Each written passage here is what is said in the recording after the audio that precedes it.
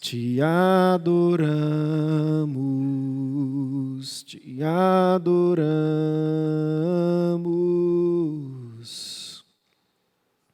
Aleluia, Jesus. Te adoramos nessa noite, te adoramos neste lugar, Senhor. Te adoramos, Jesus. Te glorificamos, te bendizemos. Aquele que esteve morto, mas ressuscitou.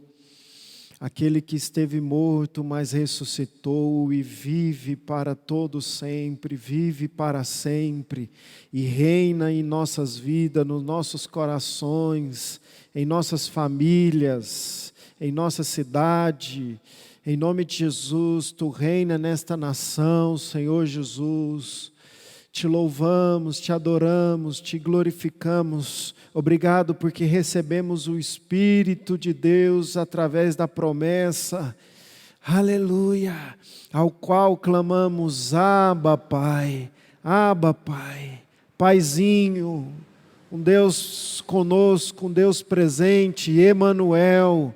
Deus conosco, Deus conosco. Te louvamos nessa noite, te agradecemos. Te rendemos louvores e ações de graça, Senhor. Aleluia, aleluia, Jesus. Glória a Deus, aleluia. Oh, só Tu és santo, Senhor. Aleluia. Graça e paz, irmãos, que está online conosco. Está aí na sua casa, no seu trabalho, com o seu celular ligado, a sua televisão, seu computador, de alguma forma está conectado conosco nessa noite. E mais importante ainda, que está conectado no Espírito e podemos bebermos da presença de Deus juntos nessa noite, podemos receber o que o Espírito Santo tem para nós nessa noite, em nome de Jesus. Glória a Deus. Está compartilhando a palavra aqui em Gálatas capítulo 2. Gálatas capítulo 2. Tu és adorado, Tu és adorado. Tu és adorado neste lugar. Tu és adorado. Tu és adorado neste lugar.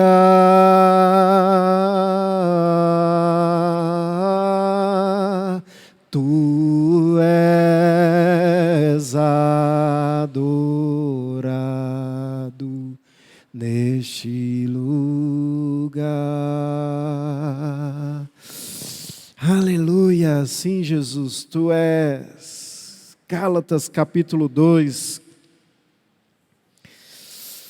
verso de número 19 diz: porque eu, Paulo dizendo, mediante a própria lei, morri para a lei, a fim de viver para Deus. Aleluia! Viver para Deus. Como eu vivo para Deus? Ele diz aqui na parte B: estou crucificado com Cristo. Logo, já não sou eu quem vive, mas Cristo vive em mim. E esse viver que agora tenho na carne, ou seja, nessa terra, nesse corpo terreno, eu vivo, eu escolho viver e tenho essa opção no meu espírito. Eu vivo pela fé no Filho de Deus. Por quê? Que me amou e a si mesmo se entregou por mim. De forma que eu não anulo a graça de Deus, pois se a justiça É mediante a lei? Segue-se que Cristo morreu em vão. Segue-se que Cristo morreu em vão. Aleluia. Olha que esse texto, Paulo estava numa casa com os irmãos e Pedro estava nessa casa. E Paulo, em Gálatas, estava se defendendo, defendendo o evangelho da graça de Deus, que ao ler a carta de Gálatas, você começa a entender que os irmãos começaram, Paulo chega a exortar eles e dizer assim: eu estou perplexo com vocês. Vocês começaram no Espírito e agora estão se aperfeiçoando na carne. E ele chega a perguntar para a igreja de Gálatas: vocês receberam o Espírito pela pregação da fé ou pelas obras da lei? Vocês receberam, ele diz assim, vocês têm recebido os milagres de Deus aí, é pelas obras da lei ou pela pregação da fé? E Paulo, exortando, diz que Pedro estava numa casa junto com eles, e enquanto não havia nenhum judeu, Pedro estava junto com os gentios, comendo, bebendo, tranquilo. Mas diz que nesse capítulo 2, diz que quando começou a chegar alguns judeus vindo de Jerusalém, Pedro começou a se afastar, receoso, porque os judeus eles não podiam comer junto com os gentios. Os judeus não podiam sentar e conversar e ter algum tipo de comunhão com o gentio. E Pedro, antes de chegar aos irmãos de Jerusalém, ele estava se sentindo bem, comungando a fé com esses irmãos. Mas de repente, quando chegou alguns enviados por Tiago, ele começou a se afastar. E Paulo notou isso. E ao notar isso, ele diz: como você sendo judeu quer viver no verso 14? Olha o verso 14. Quando, porém, vi que não procediam corretamente segundo a verdade do Evangelho, disse a Cefas na presença de todos. Cefas aqui é Pedro. Sendo tu judeus, vive como gentil e não como judeu? Por que obrigas os gentios a viver como judeus? Ou seja, tem que circuncidar, você tem que guardar a lei. A questão de Paulo aqui com os Gálatas era essa questão: vocês querem ter fé em Jesus, mas vocês também querem incluir o judaísmo, querem incluir também a circuncisão, a guardar toda a lei. E Paulo está falando aqui: olha, nós judeus por natureza, pecadores e não pecadores dentre os gentios, sabendo contudo, verso 16, que o homem não é justificado por obras da lei, e sim mediante a fé em Cristo Jesus. Também temos crido em Cristo Jesus para que fôssemos justificados pela fé em Cristo e não por obras da lei. Pois por obras da lei ninguém será justificado. Ou seja, diante de Deus sempre haverá culpa e condenação. O que é ser justificado por Deus? Romanos capítulo 5, o próprio Paulo escrevendo aos Romanos. É tão interessante essa carta de Gálatas, porque Paulo fala: olha, eu recebi o Evangelho, quando eu recebi o Senhor Jesus, eu não consultei carne nem sangue, eu fui para o deserto. E eu fui receber revelação do Evangelho. Olha que Paulo, ele chega a dizer aqui em Gálatas que ele fala aqui no capítulo 1, vocês ouviste qual foi o meu procedimento outrora no judaísmo, como sobremaneira eu perseguia a igreja de Deus e a devastava. Cara, quem vive na lei, quem prega a lei, ele não está edificando a igreja, não. Ele está perseguindo a igreja.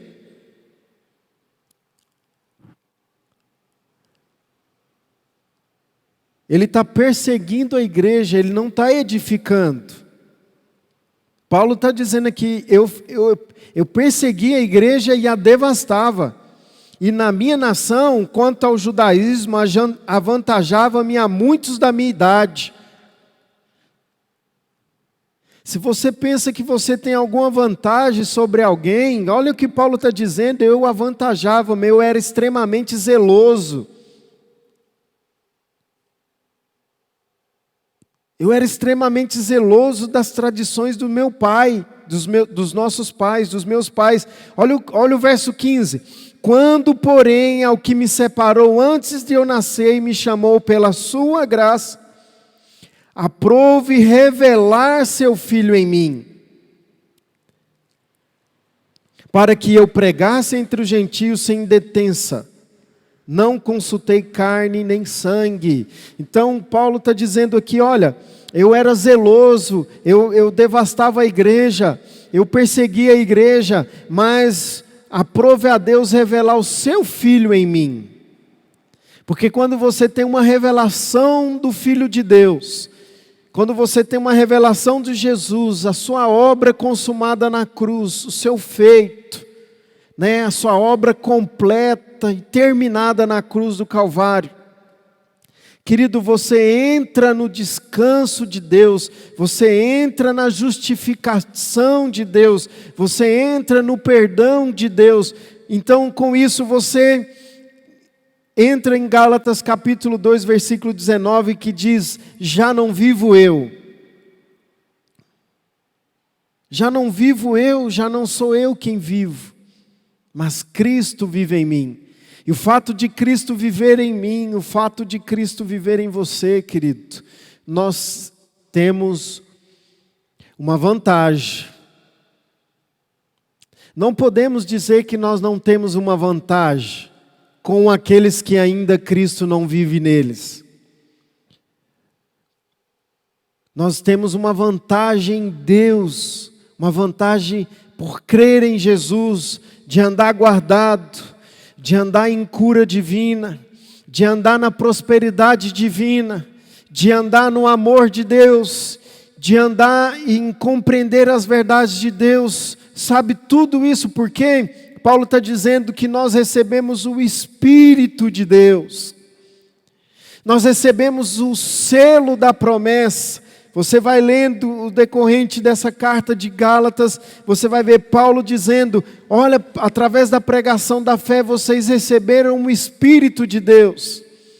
E a única maneira de nós andarmos com Deus, a única maneira de nós desenvolvermos uma vida espiritual, a única maneira de nós desenvolvermos a nossa fé, a nossa comunhão com os outros, a nossa estabilização na igreja, no corpo de Cristo, querido, é através do Espírito de Deus, é através do sopro de Deus, é através da unção de Deus.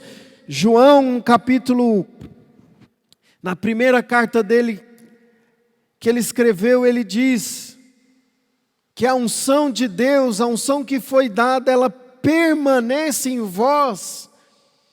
Querido, isso é uma distinção, uma diferença entre quem serve a Deus, entre quem é nascido de novo e entre os que não são. As pessoas estão apavoradas, as pessoas estão apavorada, talvez é a palavra mais apavorada. Mas pensa comigo, lá os filhos de Israel no Egito, e acontecendo todas aquelas pragas no Egito, pelo endurecimento do coração de Faraó, e Moisés indo anunciar a Faraó, deixa meu povo ir, deixa meu povo ir, deixa meu povo ir. Faraó cada dia mais endurecia, e não deixava o povo ir. Começou as pragas e nada de Faraó se quebrantar. E quando houve a praga da morte dos primogênitos, Deus falou para os filhos de Israel: olha, vocês coloquem um cordão de escarlate nas portas, ou você marca as portas com sangue, né? Sacrifica o cordeiro e marca as portas com sangue, de forma que o espírito da morte ia passar por todo o Egito, mas quando o espírito da morte fosse aonde que havia a marca do sangue, o espírito da morte não podia entrar. O espírito da morte não podia entrar naquela casa e ia acometer ninguém com a morte. Veja comigo se não há uma diferença entre os que servem a Deus e os que não servem. E isso serve para nos encorajar a cada dia mais a compartilhar, a ministrar a respeito de Jesus para o nosso próximo, para o nosso, como Jesus disse, ide por todo mundo e fazer discípulo. Paulo chega a exortar Timóteo lá no capítulo 2, olha, eu quero que todos os homens orem em todo e qualquer momento, porque é da vontade de Deus que todos os homens sejam salvos, tenham essa marca, receba o Espírito, receba fôlego de vida, nascem de novo, nutrem a sua fé, sigam servindo o Senhor, sigam seguindo Jesus, através do novo nascimento, através da perspectiva que nós temos agora dentro de nós, a nossa intuição. Querido, eu sei que Deus está aqui. Eu não tenho dúvida nenhuma de que Deus está aqui. Eu não tenho dúvida nenhuma de que Deus está aí com você nesse momento. Você que está ouvindo essa palavra e você que vai ouvir ela hoje, amanhã ou depois daqui um ano. Eu não tenho dúvida da existência de Deus. Isso não te dá convicção, isso não te dá confiança no meio do momento que nós estamos vivendo. E o que nós estamos vivendo, querido, é uma prova para demonstrar como nós somos filhos de Deus.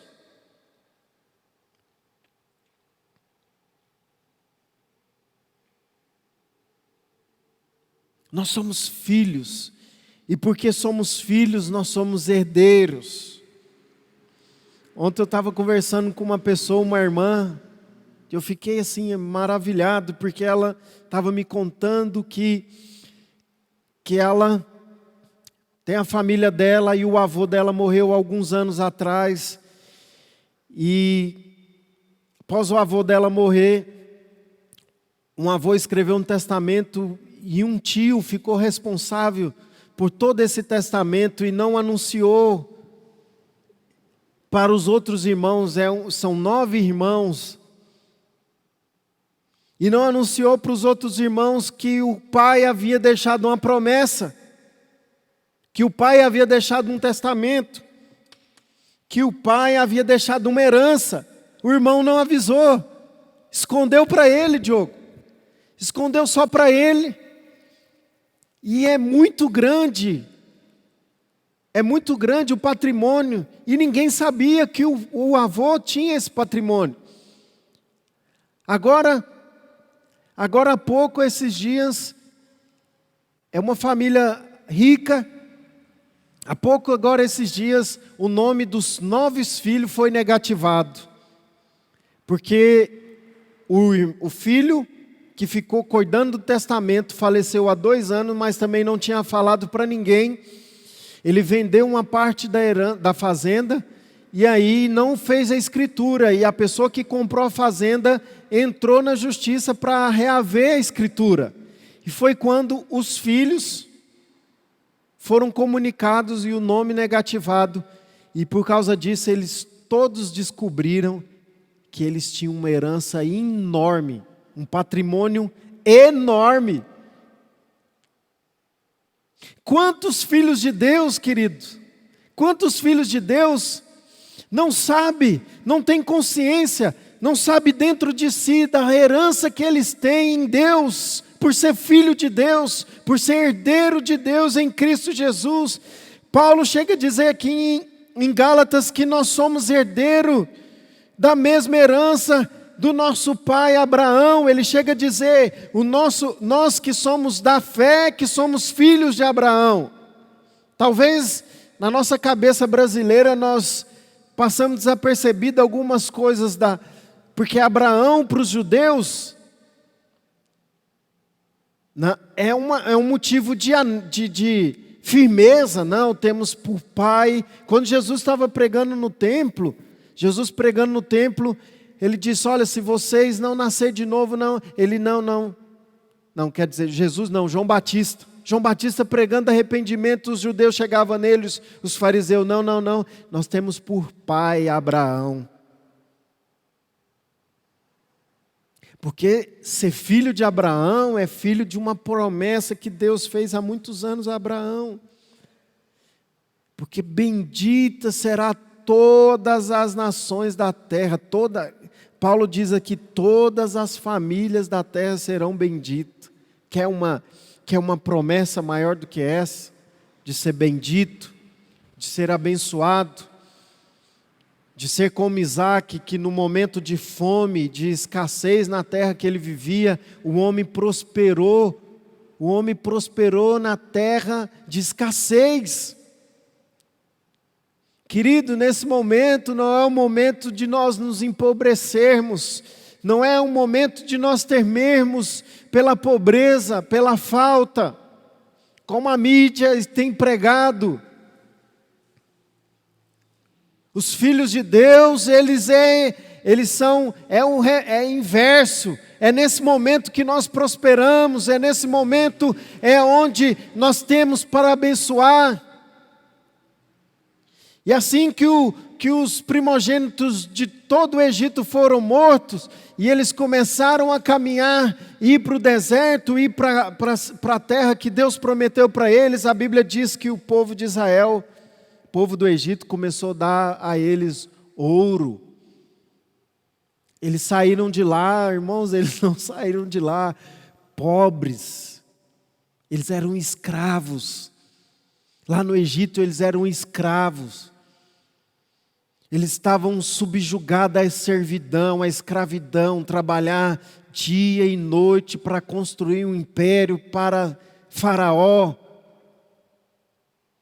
E assim era a minha, a sua condição. Nós estávamos, Paulo diz lá em Efésios que nós éramos filhos de natureza da desobediência. Nós fazíamos aquilo que o diabo queria. Lá no capítulo 2 ele diz que nós estávamos sujeitos ao espírito deste mundo, seguindo o curso deste mundo, da potestade, do espírito da potestade, em Efésios capítulo 2.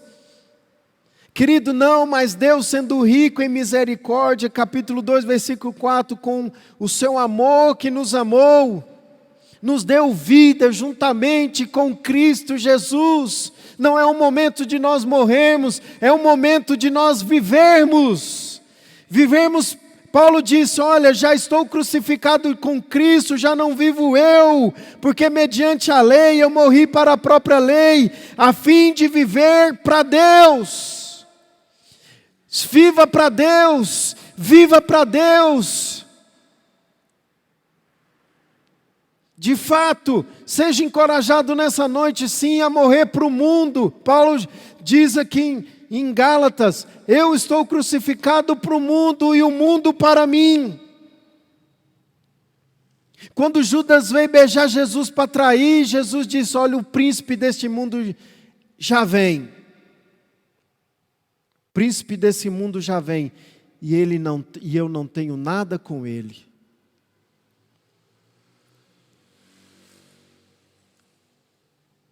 Querido, a Bíblia diz que o Senhor veio para desfazer, destruir as obras do diabo, as obras, as malignidades do diabo, do príncipe deste mundo, do espírito do anticristo. O espírito que barra o espírito do anticristo é o espírito de Cristo, é o espírito de Deus que habita em mim, que habita em você. que te cura, que me liberta, que te liberta, que salva, que restaura.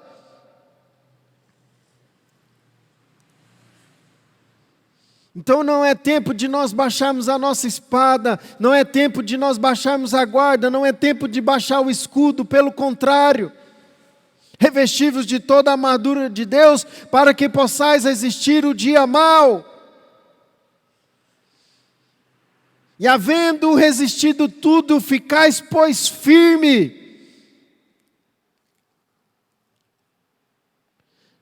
Não é meia boca, não é...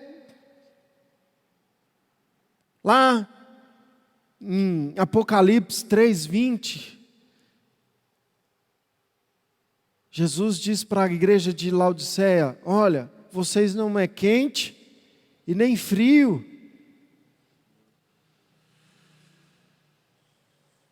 Vocês são mornos. Ora, o que é ser morno? Ora quente, é uma mistura. Quente e frio, quando se mistura, fica morno. E você beber uma água morna, você dá ânsia de vômito, você... trem ruim. Então seja quente, querido. Um dos símbolos do Espírito Santo é o fogo. Um dos símbolos do Espírito Santo, a Bíblia diz lá em Atos, quando eles receberam o Espírito Santo, havia sobre ele línguas como de fogo. Línguas como de fogo. Vou usar um termo bem goiano, não seja mané, seja sábio. Use a sua linguagem, use essa linguagem sobrenatural. Não é à toa que o inimigo tem tanta raiva, que tem tanta perseguição contra essa visão, porque ele não quer te ver cheio do fogo, ele quer te ver morno, preso num sistema religioso, aonde a vida de Deus não se manifesta mais, meu querido, aonde há só blá blá blá, só teoria. Não há realmente vida, não há avivamento, não há fogo, não há transformação de vidas, a qual o Senhor Jesus morreu na cruz para nos dar e nos autorizar e nos encher de autoridade, dizendo: ide por todo o mundo. O escritor de Hebreus chega a dizer: olha, se vocês recuar, nós somos, lá diz, justo vive pela fé, e se ele retroceder, eu não tenho prazer nele. Deus não tem prazer nos frios, nos mornos. Deus tem prazer naqueles que estão cheios do Espírito Santo. E quem está cheio do Espírito Santo, os frutos são manifestos: amor, paz, alegria. Não estão buscando seus próprios interesses.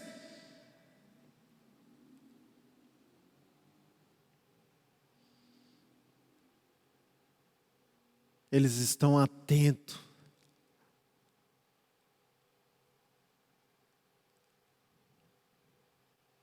Eles estão atentos à voz de Deus. Eles estão atentos à voz de Deus. Eles não querem saber, querido, de seguir o homem. Eles não querem saber de...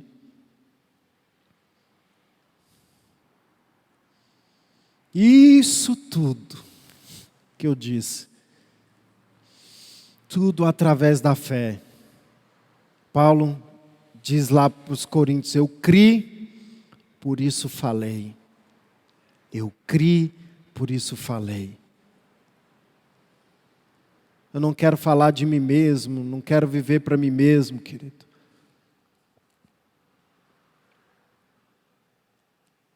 Não quero viver para mim mesmo, cheio de razões, cheios de projetos, cheios disso, cheio daquilo. E a hora do vamos ver, cadê a vida de Deus? Cadê as realidades?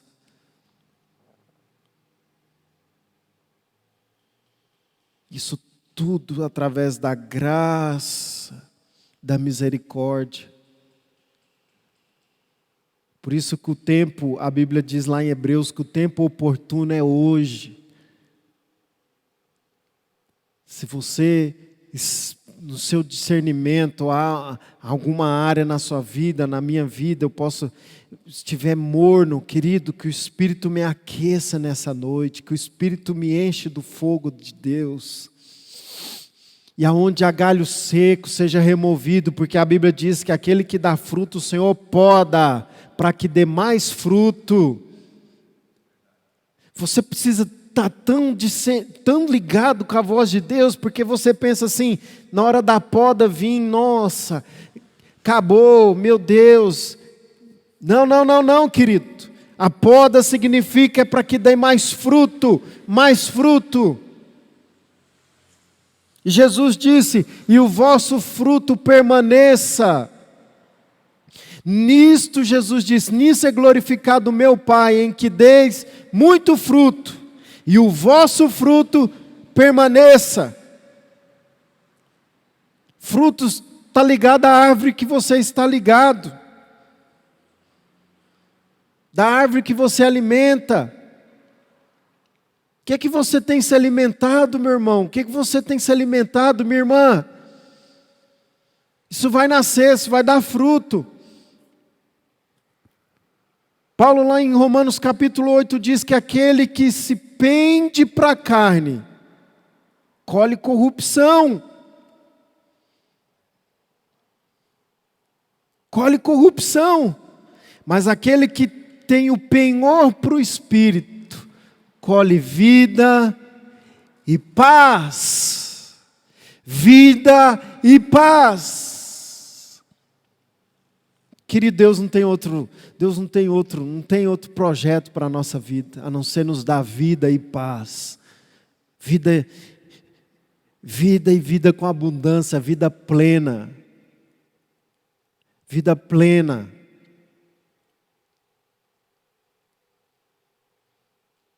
Vida e vida plena, vida com abundância. Isso condiz com a vida de Deus em nós, a vida de Jesus em nós. Por isso, seja encorajado nessa noite a ver que nós estamos na mesma condição do apóstolo Paulo. Logo já não sou eu que vivo, Cristo que vive em mim. A vida que eu vivo agora na carne, agora que eu tenho, não é que eu vivo na carne, é esse viver que agora tenho na carne, por ser terreno, por ainda estar nessa terra, eu decido viver na fé no Filho de Deus. Por quê? Porque Ele me amou.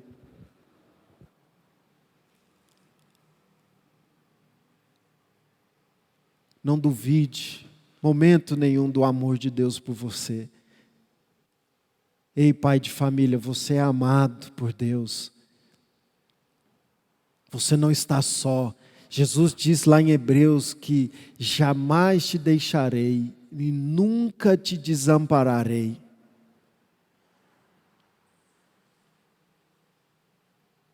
Talvez não tenha uma mensagem que mais ecoa, mensagem do diabo nessa geração, é desconfiada do amor de Deus, do cuidado de Deus, do amparo de Deus.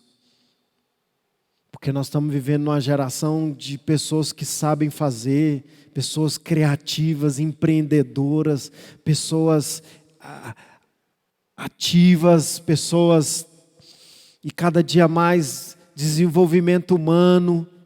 E quando os resultados não vêm,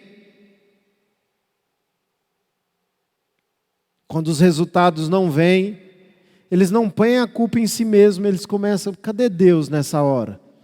Poxa, não estou dizendo que você ser empreendedor não é de Deus. Não estou dizendo para você ser um bom investidor não é de Deus.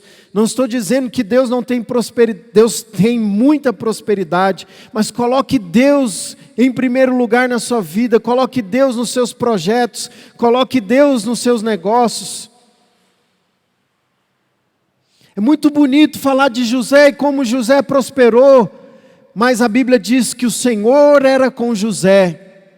E José, querido, ele teve que morrer para si mesmo. Morrer para si mesmo. E assim ser governador da maior potência daquela época. Não estou dizendo que Deus não tem isso. Coloque Deus nos seus projetos. Deixe o Espírito de te guiar. A Bíblia diz que para nós não sermos homens levados por todo o vento de doutrina, isso me mostra que tem pessoas que não têm firmeza. Tem pessoas que não têm firmeza, vem um vento, você vai caçar a pessoa, cadê ela? Já foi. Não, meu irmão, não, minha irmã, em nome de Jesus, Deus tem firmeza para a sua vida. A Bíblia diz que aqueles que ouvem a minha palavra e as praticam, é semelhante a um homem que construiu sua casa sobre a rocha, inabalável, indestrutível.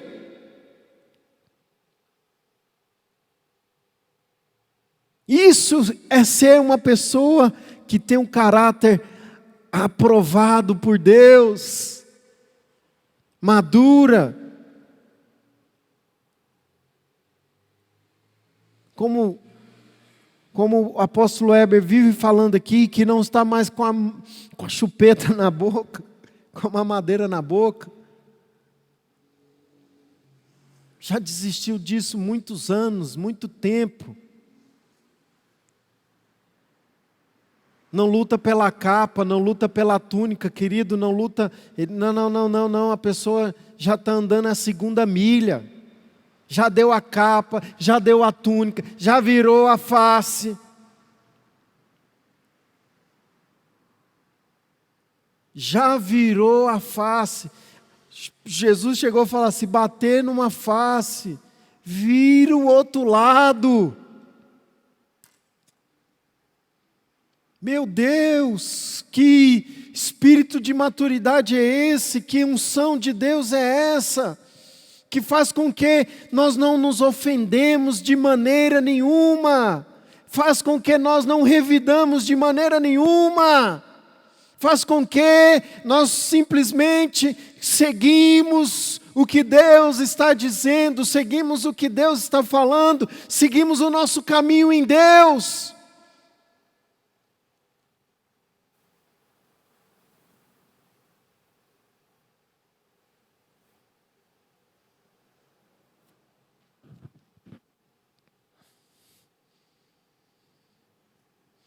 Ao ponto das pessoas te chamar disso, de pastor, daquilo, de apóstolo, daquilo outro, nem te inflama, querido. Nem te incha.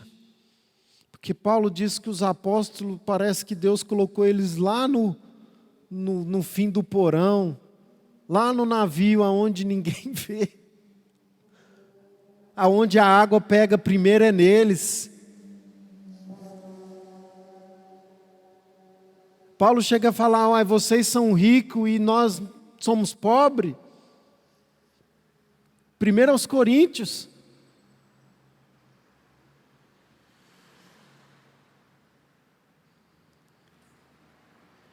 Somos filhos de Deus, querido. Aleluia, que palavra abençoada. Somos filhos e por ser filhos somos herdeiros.